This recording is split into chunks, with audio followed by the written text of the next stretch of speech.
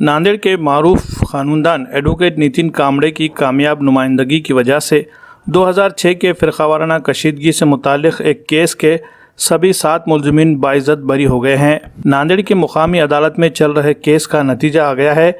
मुलज़िमीन पर लगाए गए इल्ज़ामात को पुलिस साबित नहीं कर पाई, जिसकी वजह से अदालत ने सभी मुलज़िमीन को बाइज़्ज़त बरी कर दिया है। इस सिलसिले में मिलने वाली तफसीलात के मुताबिक सन 2006 में उत्तर प्रदेश के शहर कानपुर में डॉक्टर बाबा साहब अम्बेडकर के मुजस्समे की बेहुरमती का वाक़या पेश आया था। इस वाक़े से दलित समाज के जज्बात मजरूह हुए और इसके ख़िलाफ़ पूरे मुल्क में गम गुस्से की लहर दौड़ गई। दलित समाज के लोगों ने इस वाक़े के ख़िलाफ़ शदीद बरहमी ज़ाहिर की थी। मुल्क के दीगर शहरों की तरह नांदेड़ में भी इस वाक़े के ख़िलाफ़ शदीद एहतजाज किया गया। मुश्तइल अफराद ने जमकर तोड़फोड़ की और आगजनी के वाक़यात पेश आए, जिसकी वजह से फ़िरक़ावाराना फ़साद भी रोनुमा हुआ। इस मामले में शिवाजी नगर पुलिस स्टेशन में 400 अफराद के ख़िलाफ़ कई दफ़ात के तहत केस दर्ज किया गया। इनमें वो 7 मुलज़िमीन भी शामिल थे जिन्हें अदालत ने बाइज़्ज़त बरी कर दिया है। पुलिस ने मुलज़िमीन के ख़िलाफ़ चार्जशीट दाखिल की थी। इस मामले में एडवोकेट नितिन कामड़े ने निहायत कामयाब पैरवी की, जिसकी वजह से 7 मुलज़िमीन बाइज़्ज़त बरी हो गए। कामयाब पैरवी करने पर मुलज़िमीन के रिश्तेदारों की जानिब से एडवोकेट नितिन कामड़े की गुलपोशी की गई और उनका शुक्रिया अदा किया गया।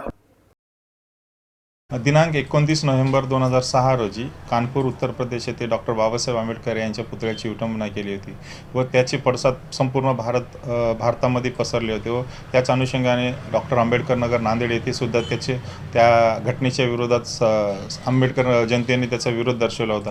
परंतु काही प्रमाणामध्ये नांदेडमध्ये तणावाचं वातावरण निर्माण झालं व जिल्हाधिकारी नांदेड यांनी इथे आचारसंहिता लावली होती व त्याच्यामध्ये काही पोलिसांचं म्हणणं होतं की पोलिसांवर आंबेडकरी समाजाने जनतेने त्यांच्यावर दगडफेक केली व त्यांना मारहाण केली व शासकीय कामात अडथळा केला। यानुसार पोलीस स्टेशन शिवाजीनगर नांदेड येथे गुन्हा दाखल करण्यात आला होता व कलम 307, 353, 147, 149 नुसार 300 ते 400 लोकांविरुद्ध गुन्हा दाखल केला होता।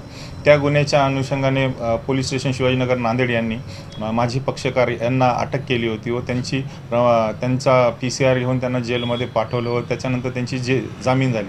त्यानंतर 2006 पासून ते आज रोजीपर्यंत सदरील केस जिल्हा सत्र न्यायालय नांदेड येथे चालवण्यात आली व त्या केसमध्ये सरकारी पक्षाने जे काही साक्षीदार मांडले होते, जे पोलीस अधिकारी पोलीस कर्मचारी होते, ते साक्षीदार सरकारी पक्षाच्या बाजूने त्यांचे बयान वगैरे सांगितले।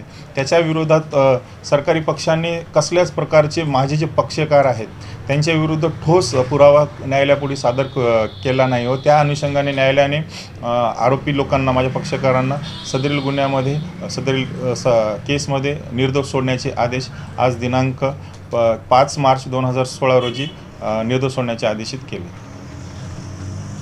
किशन कांबळे, मी आंबेडकर नगर येथील रहिवासी आहे।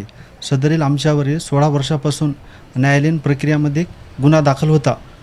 नितीन सोनकांबळे साहेबांनी त्यांच्या सहकार्याने आम्हाला कुठलाही 1 रुपयाचा सुद्धा खर्च न घेता आमच्याकडून आमची बाजू न्यायालयामध्ये भक्कमपणे मांडली आणि आम्हाला न्यायपालिकेवर पूर्ण विश्वास होता की आम्हाला न्याय भेटेल आणि साहेबांनी जे आमच्यासाठी न्यायपालिकेमध्ये सतत हे केलं, न्यायासाठी प्रयत्न केला आणि आज आम्हाला न्याय भेटण्यात आला साहेबांच्या माध्यमातून।